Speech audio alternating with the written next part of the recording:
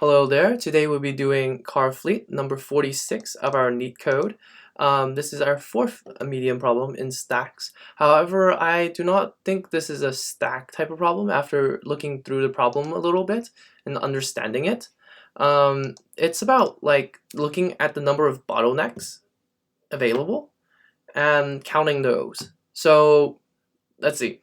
So the problem is that we're given these positions and these speeds and the current target we're supposed to get to, and if any car that runs into another car becomes a fleet, and we can just add up those fleets and we return the output.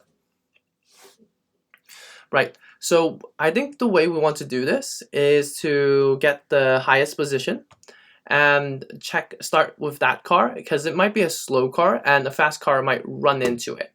But if we have a slower car than the slow car that's in front, then that becomes our new slow car and becomes a new fleet. And the number of slow cars that never run into each other always becomes the new fleet, the slower ETA. And the faster ETAs will always run into the slower cars and we'll skip those. We never add those. And that's how we solve this particular problem.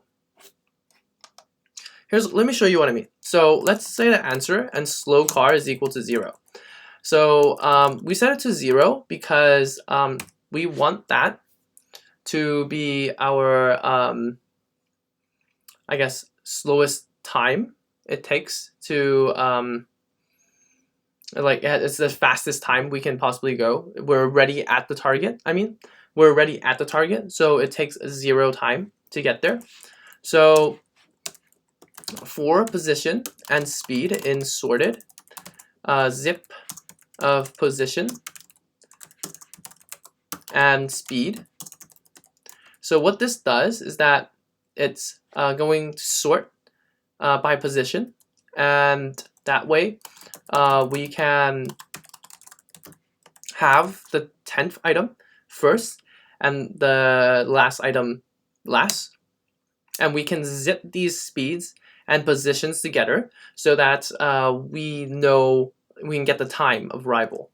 So ETA is going to be the distance needs to be traveled, target minus position, divided by speed.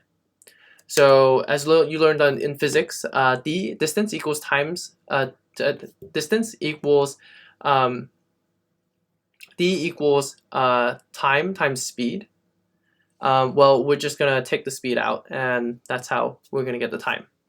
So if the ETA of the current car is greater than the slow car, then we have a new slow car. So answer plus equals 1, and the slow car is now becomes the current ETA.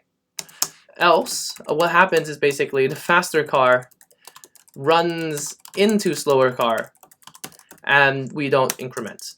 And that's exactly what happens. And then now we return the answer, and we should be I guess we can't do that. I guess we'll just comment that out. That's fine too. Something about the language. Just to be more clear about what's going on here, that's what's important. We understand what's going on, and we understood that once we are any slower cars will just go right through, and the faster cars will faster cars will go right through, and the slower cars will become the next slow car. And with that, we have our answer. I don't know exactly what type of problem this is, but it's definitely not a stack type of problem. Yeah, I don't know what it is, but hope you learned something today about this type of problem, where we are looking for bottlenecks. And to get the bottleneck, we just have to find the points at which bottlenecks can occur. And the bottlenecks can only occur with cars in front of us and at a slower speed, resulting in a higher ETA. If we ourselves have a higher ETA, then we become the new bottleneck, and we just count those bottlenecks. And that's how we solve the car fleet.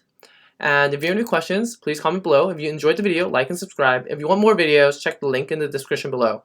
I hope you learned something today and it'll help you in your interviews. And thank you very much for watching, and I'll see you next time.